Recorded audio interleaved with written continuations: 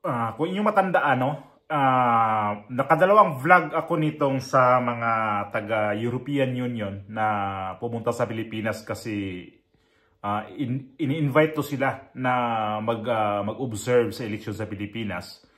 So ito na, naglabas sila ng kanilang statement, nagpa-press con. At ito ay nahiya ako dito. Napanood ko lang to na sabi ko, nasama nila bulletin ho ito. At ito yung press ko nila. Ang nakalagay pa dito sa title ng EU election observer disappointed through lack of poll center access. So ito yung video. Bigyan natin ng to. Actually, dalawang video to. Yung isa nasa 3 minutes 27 seconds. Tapos yung isa 2 minutes 6 seconds. So ito yung 3 minutes muna ang pakinggan natin. The Philippine authorities and the COMELEC was not respected. This unexpected development prevented our observers to conduct a meaningful.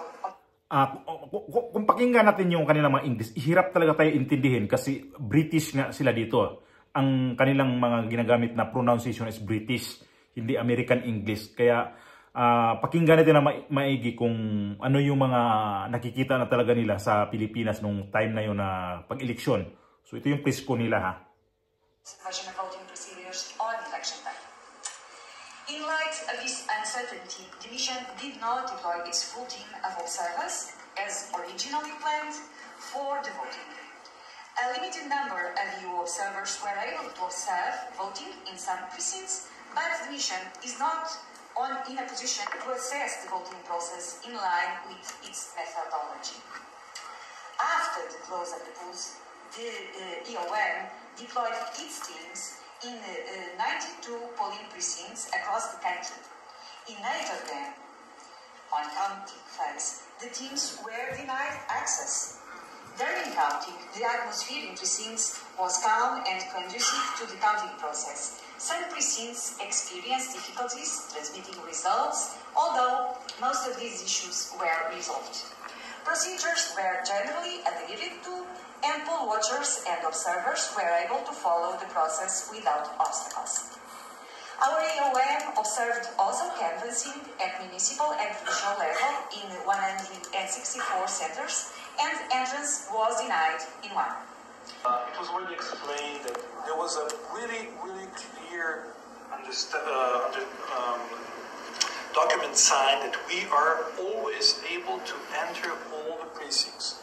So when this was clear, and this is exactly what I have already said in my statement, we visited COMELEC premises just 2 days prior E-Day, prior elections. And me, as a head of EP delegation, I wanted to communicate really what could be done in order to go around or to find a way out, because at the end of the day, we are here for the same goal. This is how to contribute to the development of democracy. And on our really big regret, we were not received by anyone in COMELEC that we could communicate or find a way around. Afterwards, we also tried to get some additional information via telephone calls and so on and so on. But we never got in touch with the Mr. President of COMELEC, you know. Nakakahiya. Kasi ito sila invited to sa Pilipinas. Yung sinabi nito nung unang video ko ay ito sila inimbitahan mismo ng COMELEC o Government of the Philippines. Pero nung time na to ng eleksyon ay para silang abandonado. Kasi hindi man lang daw sila tinawagan o wala silang mga information tungkol dito sa nangyayari sa eleksyon. Kasi may nakikita sila mga failure doon sa mga pag-transmit ng mga sa result ng eleksyon. Kaya dito talaga nila sinabi na mayroong hindi maganda yung eleksyon sa Pilipinas na nakikita nila. Ituloy natin yung video nila kung ito na, nagreklamo na. Wala man lang isa na tumawag sa amin para kami. Parang binabayaan talaga sila. Ano to? Ano ko pa naman ito? Galit na galit ako sa mga tao na to kasi ano to sila? Anong papel nito sa Pilipinas na pupunta doon mag-eleksyon na dito nga sa Europe, halos itong mga tao na to, hindi nga sila bumuto sa kanilang bansa. Nakakahiya naman ito. So I think, as I already stated in my statement, this could be avoided if we would be talking to each other and meeting each other. So, not having this communication made us impossible to perform as we would like to, and in the end of the day, we all are having some consequences that, from my perspective, would be available, we would not be here if we would be able to talk to each other. So, always communication is essential, and again, if there will be any kind of problems, we're always here to understand things, but if you do not have partner to communicate with, it's difficult. So, we really regret the situation today. Masama ang loob nila sa nangyari sa politika sa Pilipinas. Ito pa isang video, dalawang video ito. Pakinggan natin yung dalawang video nila. Ito yung 2 minutes and 06 seconds. Deployment of automatic counting machines and ballots. UN Tama ba? observers. Wait lang. Deployment of automatic counting machines and ballots. UN observers found complex regional, provincial, city and municipal branches to be experienced and competent. Complex communication efforts with voters were proactive and diverse, and for the first time included the distribution of personalized voter information sheets to all registered voters. By voting, citizens demonstrated a strong commitment to democracy and civic values. The elections were held against the backdrop of election-related violence, including on election day, widespread vote buying, the continued dominance of few... Ayun na. Nakita na nila kung ano ang eleksyon sa Pilipinas. Narinig nyo? Widespread vote buying. Talamak ang bilihan ng boto sa Pilipinas. Ganon ang naobserbahan itong mga European Union. So hindi, ngayon, baliktad ako. Kampi ako dito sa mga to. Kasi nakakahiya na talaga to ang Pilipinas na ganitong vote buying ang pinapairal, lalo na itong eleksyon na to ngayon. Kasi alam natin kung ano ang mga vote buying na ano nito, ang kagaya ng AKAP. Ginawang parang legal na ang vote buying. Ito na. European Union na nagsabi na talamak ang vote buying sa Pilipinas. Nakakahiya. Political families and a legal framework that is fragmented, dispersed, and lacks coherence. The media reports that at least 30 people, including several candidates and election officials, were killed on the period leading to the elections. May mga report ang media na sa araw mismo ng eleksyon, mayroong paano ko ba sabihin para baka maano naman ako dito sa YouTube eh. Paano ba sabihin natin ganyan? Sabihin na natin ginurgur. Kasi ginurgur kasi parang gas-gas na kasi yung mga ganyang salita eh. Mayroong sa araw mismo ng eleksyon, nakikita nila at binabalita sa mga media na mayroong, alam nyo na yon kung anong mayroon. Pum! So, ito yung pangalawang video, mas matindi yung nakikita nila dito Mas matindi ang kanilang mga sinasabi dito kasi widespread vote buying at sa araw mismo ng eleksyon, ang mga media nagbabalita na mayroong ganon. On election day, at least 10 persons were killed. 10 tao ang ginanon daw nung time sa eleksyon na yon. Concerns. Therefore, but our observers in the field, we have received reports, credible reports on the practice of vote buying. And in several provinces, I can say that the provinces are Bohol, Davao Oriental, La Union, Palawan. Ano to? Bohol daw? Kasama? Ay naku. Ano daw? Ibalik natin to Kasi kasama yung Bohol eh. Play natin. Que son Siquijor, Zamboanga City, and Zamboanga and the sur. Wait lang ha. Holda Oriental, La Unión, Palawan. Palawan. On the practice of Dubai, and in several provinces, I can say that the provinces are Holda Oriental, La Unión, Palawan, que son Siquijor, Zamboanga City, and Zamboanga and the sur provinces. So it's a practice that it's highly entrenched. We have received reports. We have also, in some cases, witnesses, which is even difficult because we are quite highly identified as election observers, but we still have some evidence that of those. Yun yung mga na-obserbahan nila mga probinsya. Marami-rami probinsya na obserbahan nila na hindi maganda ang result ng pag-eleksyon. Kasama ang Bohol ha. Speaking of Bohol, ay ano nangyari? Grabe. Pag ganitong klaseng gobyerno natin at itong sa COMELEC, akala ko nga nito nung una, no? Ay itong mga tao na to ay ano to sila, mag-observe lang na parang inimbita, sige. Pero nung bago mag-eleksyon, may nakita ako nitong interview ni George Garcia na itong mga European Union na to, hindi sila pinapayagan na papasok sa mga presinto. Tama naman yon. Mag-observe sila sa labas lang. Pero ito na yung nakikita nila sa Pilipinas kung ano ba ang eleksyon ng Pilipinas.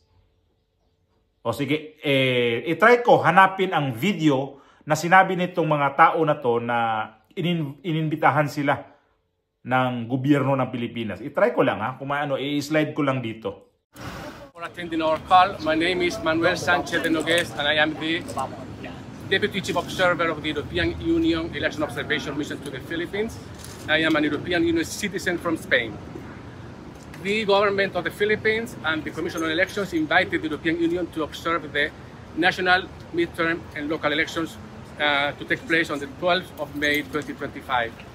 In response to that invitation, the EU deployed for the first time an EU election observation mission to the Philippines. Kaya itong Pilipinas ngayon, nako, nalagay na naman tayo sa kahiya-hiya na naman dito.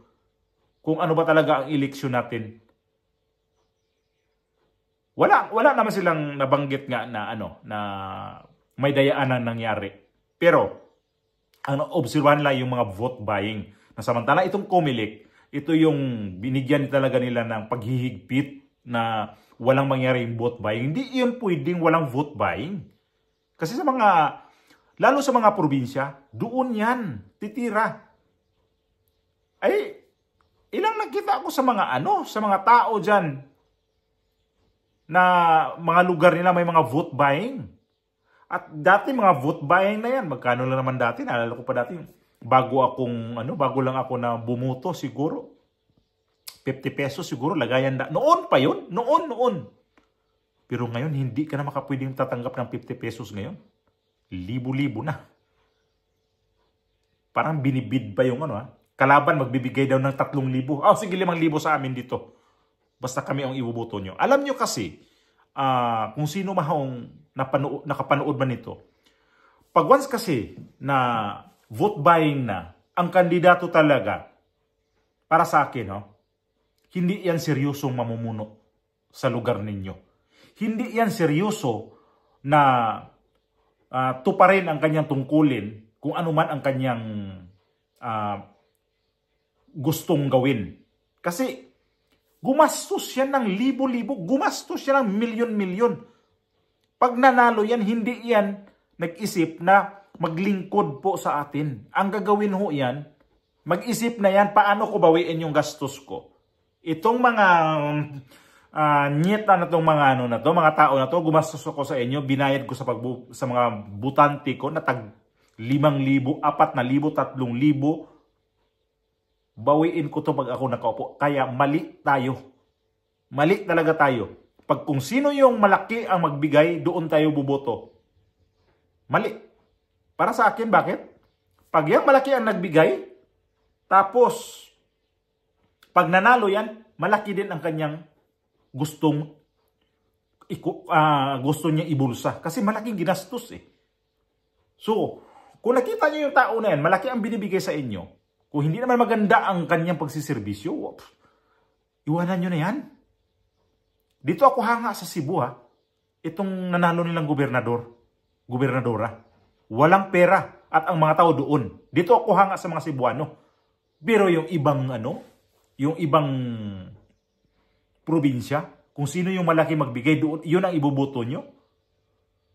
Tapos ang binibigay ang pera niyan, hindi yan sarili lang pera. Pera pa rin yun yan. Ganun lang yan eh. Parang tinusok kayo ng stick. Tapos ginawa kayong barbecue. Iniikot-ikot kayo. Ganun ang nangyari sa atin. Kaya tayo mga Pilipino kasi ngayon, tumanda na lang tayo sa pagbuto. Halos, kada 3 taon mayroon tayong eleksyon, di tayo natututo. Ganun pa rin. At ito na. Sa ibang bansa nakikita na kung ano talaga ang eleksyon sa Pilipinas. European Union na ho nagsabi. Talamak ang vote buying. Probinsya sa Bohol, Palawan ba yun? Ozamis, Zamboanga, ano pa yung mga probinsya may nabanggit nila? Alam mo na sa mga Luzon, Visayas at Mindanao, nakakahiya.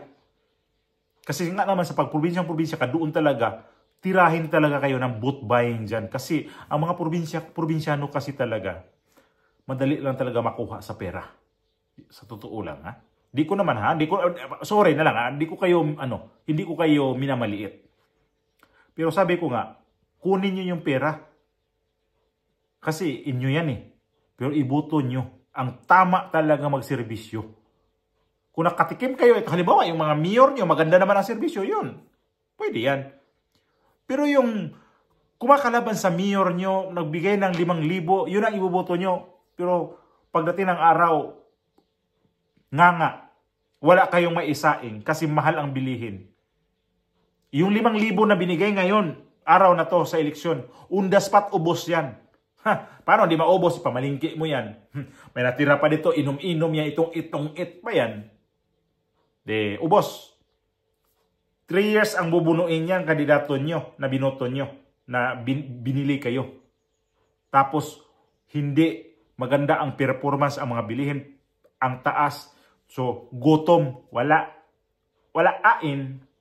Sinong kawawa? Kayo. Kaya binabarbecue nga eh. Iniihaw. Ngayon, marami pa rin na hindi talaga nakakaintindi sa ating pagbuto. Realidad lang ha. Hindi talaga nakakaintindi tayo sa pagbubuto natin. Basta kilala, yan, boto. Malaking pera, boto natin to. Malaking pera eh. So yun, European Union na nagsabi ha, nakakahiya tayo.